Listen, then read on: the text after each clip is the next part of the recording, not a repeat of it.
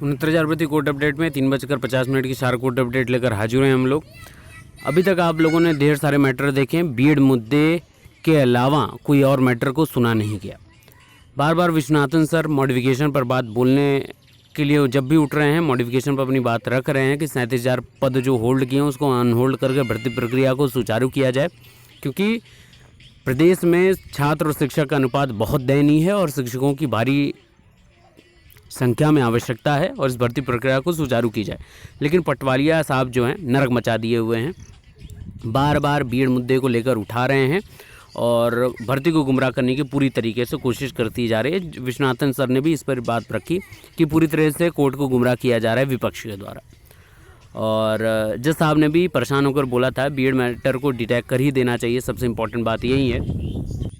और BEd matter को detect करने के बाद जब कही गई, इसके द्वारा बोला भी गया जज साहब के द्वारा कि इस मैटर को हाई कोर्ट में नहीं आपने ले गया, आपके द्वारा नहीं ले जाया गया और डायरेक्ट आप सुप्रीम कोर्ट किस बेसिस पर आ गए, कोई नोटिस इशू नहीं किया गया है। दूसरी इंपॉर्टेंट बात, एनसीटी के द्वारा जवाब भी दाखिल नहीं किया गया, न जवाब मिला है, तो डायरेक्टली सुप्रीम कोर्ट किस बेसिस पर आप लोग यहाँ पर आए हैं।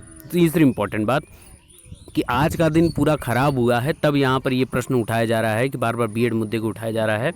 तो यही डिटेक्ट स्टार्टिंग में करके बस सिर्फ और सिर्फ कट ऑफ और मॉडिफिकेशन पे ही बहस करनी चाहिए, लेकिन फालतू में मतलब जज भी रोकता रह जाता है लोगों को। जिस प्रकार से डबल बेंच में भी आपने इतने दिन मुद्दा खींचा गया सिर्फ और सिर्फ इसी वजह से यहाँ पर, और एचजी भी नदारत रहे हैं, हरीश साल्वे भी बीएड की तरफ से नदारत रहे, तो ये सारी चीज़ें दिखाती हैं लापरवाही, सबके द्वारा लापरवाही।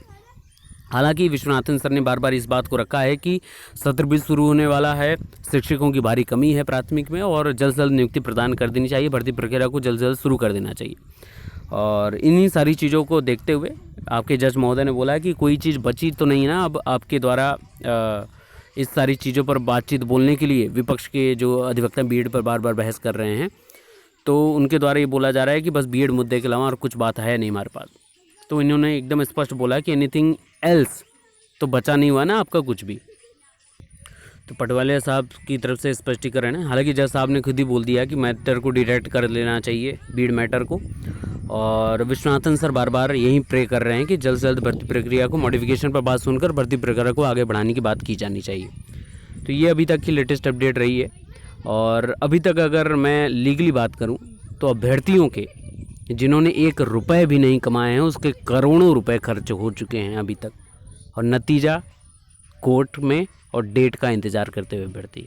ये सवाल प्रश्न उठाता है न्यायिक प्राधिकरण की क्रियाकलाप के ऊपर, खिचड़ी पकाने वाले अधिवक्ताओं के ऊपर, जिनकी मानसिक प्रताड़ना वाली राजनीति चलती आ रही है, और उन लोगों के ऊपर, उन शिक्षा मित्रों के ऊपर जो अपने आप को शिक्षक बोलते हैं, 15-20 साल से प्राथमिक की नींव को जर्जर करने वाले लोग हैं, वो आज भी उसी फिराक में हैं। ये प्रश्न सबसे बड़ा इन्हीं सब के ऊपर है।